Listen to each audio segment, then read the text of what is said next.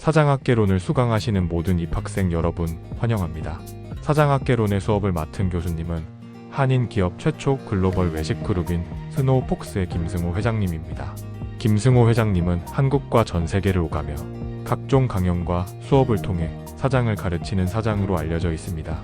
1987년 대학 중퇴 후 40대 중반의 도시락 사업을 인수하여 미국 전역에 1000여 개의 매장을 오픈하고 전 세계 11개국에 총 3000개가 넘는 매장과 유통망, 임직원 1만여 명의 그룹사로 성장시킨 전설의 인물입니다. 그가 7년 동안 만난 3000명의 사장, 그들이 질문한 가장 공통적이며 시급했던 고민, 120가지와 그에 대한 해결책을 지금 이 시간부터 여러분에게 공개합니다. 사장을 넘어 기업가로 가는 길, 사장학개론을 꼭 완강해서 모두 자수성가한 사업가가 되기를 바랍니다. 그럼 수업 시작합니다. 사업이란 남들과 다를 때 성공합니다. 이 방법은 당신의 사업에 특별함을 만들어줄지도 모릅니다. 경험상 사업가는 충고를 들어야 할 때보다 충고를 무시해야 할 때가 더 많다. 모두 충고라는 명분이 있지만 사실은 참견, 비난, 의견, 잘난 척, 무시도 충고라는 가면을 쓰고 있다. 그래서 사업가들은 고집이 있어야 한다. 이 고집은 자기의 명확한 가치 기준을 만들고 그 기준을 지키겠다는 의지다. 사업가의 고집이 장점으로 나타나려면 몇 가지 조건이 있다. 일단 분야에 대한 확고한 주관이 있어야 한다. 남의 비난이나 평가의 감정이 상하지 않아야 가능하다. 특히 고집을 부리는 이유가 우월감이 아닌 이성적 판단에 기준해야 한다. 만약 판단이 틀렸으면 사과하고 인정할 수 있어야 한다. 충고가 개인적 가치나 신념과 상충하는 경우 충고를 무시하고 자신의 판단을 따르는 것이 가장 좋다. 이렇게 충고에 대해 독립적 사고를 가지려면 자기 주관과 고집이 있어야 한다. 사업은 남과 내가 다르기 때문에 성공하는 것이다. 남들의 충고를 귀담아 들으면 결국 평균적 결정만 하게 된다. 그래서 당신이 요청하지 않은 모든 충고는 무시해도 좋다. 이것은 경영자의 특권이다. 저는 식당을 고르다 보면 반드시 피하게 되는 곳이 있습니다. 메뉴가 너무 다양한 식당이죠. 냉면집에서 육개장을 판다던가 순댓국을 파는 곳에서 콩국수를 판다던가 하는 곳 말이에요. 그 사장님들은 조금이라도 매출을 올리기 위해 정말 온갖 정성을 쏟고 있는 것이 분명합니다. 그러다 보니 주변에서 조언을 구하게 되고 시장에서 살아남기 위해 이것저것 시도해보는 것이겠죠? 하지만 소비자의 입장에서 본다면 개연성이 없는 메뉴는 그 식당이 무엇을 추구하는지 느끼지 못하게 할 뿐입니다. 소비자는 필요한 걸 사지 않습니다. 가지고 싶은 걸 사죠. 남들이 하는 말을 어떻게 해석하고 받아들여 자신의 것으로 만드느냐에 따라 같은 말이라도 전혀 다른 결과가 나타나게 됩니다. 그렇기에 상황을 받아들이고 해석함에 있어서 명확한 자신만의 기준이 필요합니다. 이렇게 명확한 자신만의 기준이 있으면 다른 사람들의 가벼운 말에 쉽게 휘둘리지 않습니다. 그리고 가벼운 말을 던지던 사람들은 이런 완강한 태도를 보며 고집이라고 표현합니다. 똑같은 충고라도 간섭과 솔루션은 전혀 다른 문제입니다. 아무리 뛰어난 사람이 해준 충고라도 내가 하고자 하는 방향과 너무 다르거나 단편적인 모습만 보고 해주는 충고는 간섭에 불과합니다. 혹은 자신은 그 분야에 대한 경험이 전혀 없으면서 가벼운 지식만 가지고 간섭을 하는 사람도 있습니다. 이런 사람들이 해주는 말은 그냥 웃고 넘기면 됩니다. 굳이 화를 내면서 반박하거나 너무 심각하게 받아들여 스스로의 격을 떨어뜨릴 필요가 없습니다. 여러분이 가지고 있는 고집을 굳이 꺾으려고 하지 마세요. 그 고집이 시장의 트렌드가 됩니다. 여러분의 사업이 성공을 하기 위해 반드시 얻어야 하는 것이 있어요.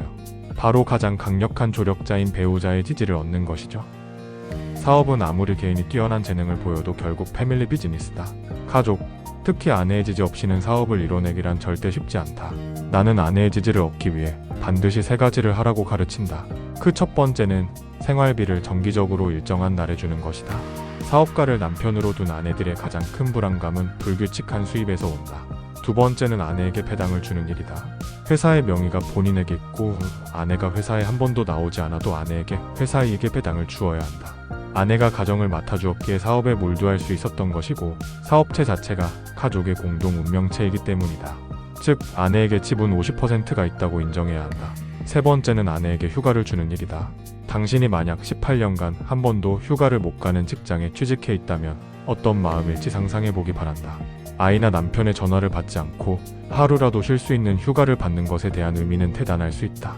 남편이 아내의 일을 존중한다는 뜻이고 아내로서만이 아닌 한 인간으로서 대우한다는 의미를 포함하고 있다.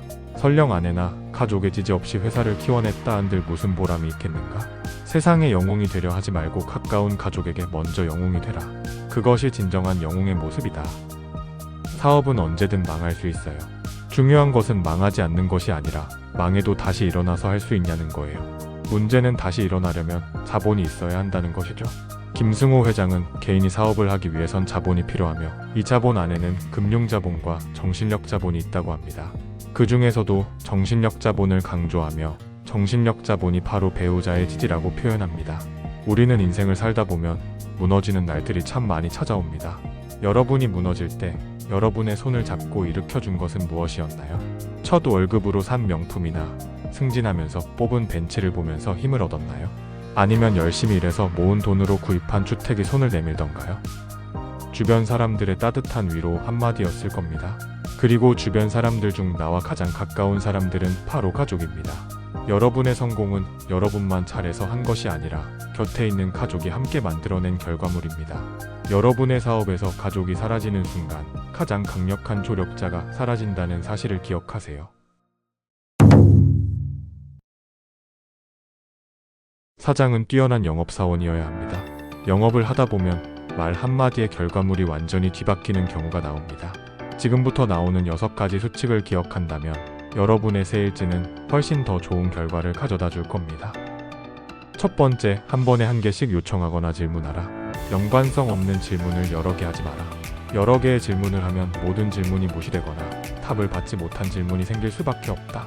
두 번째, 너무 광범위하거나 모호한 질문을 하지 마라. 질문을 받는 사람이 질문에 대한 답을 어디서부터 시작해야 할지 모를 수 있다. 질문을 받는 사람이 질문의 목적을 이해하는데 도움이 되는 필요한 상황 또는 배경 정보를 제공해야 한다. 세 번째, 예의 바르게 행동하라. 앞뒤 없는 부탁, 막무가내 요청, 아무거나 묻는 태도는 부정적인 감정이나 붕괴로 이어질 수 있다. 정중한 언어를 사용하고 대화 상대를 존중하는 것이 중요하다. 네 번째, 요청에 대한 이유나 설명을 제공하라.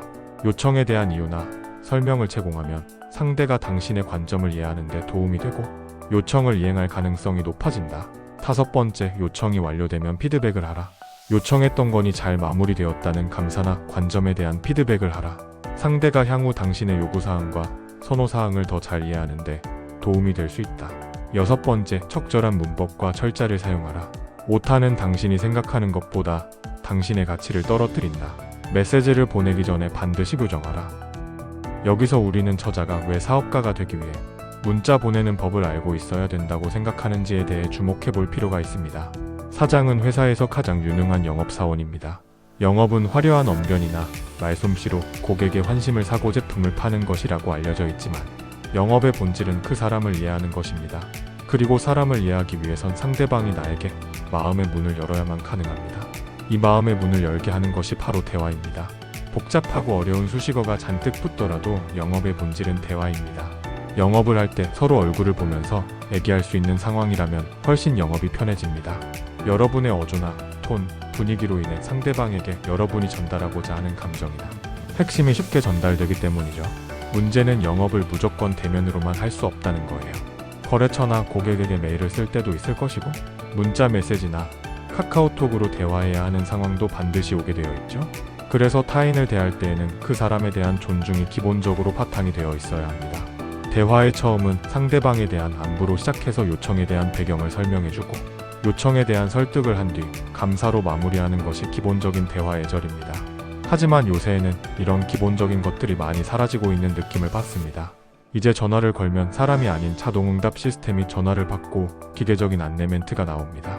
매장을 방문하면 웃는 직원의 얼굴이 아닌 감정 없는 키오스크가 여러분을 맞이합니다. 시대의 발달로 인해 대화가 점점 사라져가는 세상이지만 본질을 잊으시면 안 됩니다. 영업은 대화이며 대화는 존중과 이해에서 시작된다는 점을 말이죠. 이만 오늘의 수업을 마치겠습니다. 수업을 들은 모든 수강생 여러분 고생하셨습니다. 저는 다음 시간에 또 인사드리겠습니다. 지금까지 펜트하우스에서 바라본 풍경이었습니다.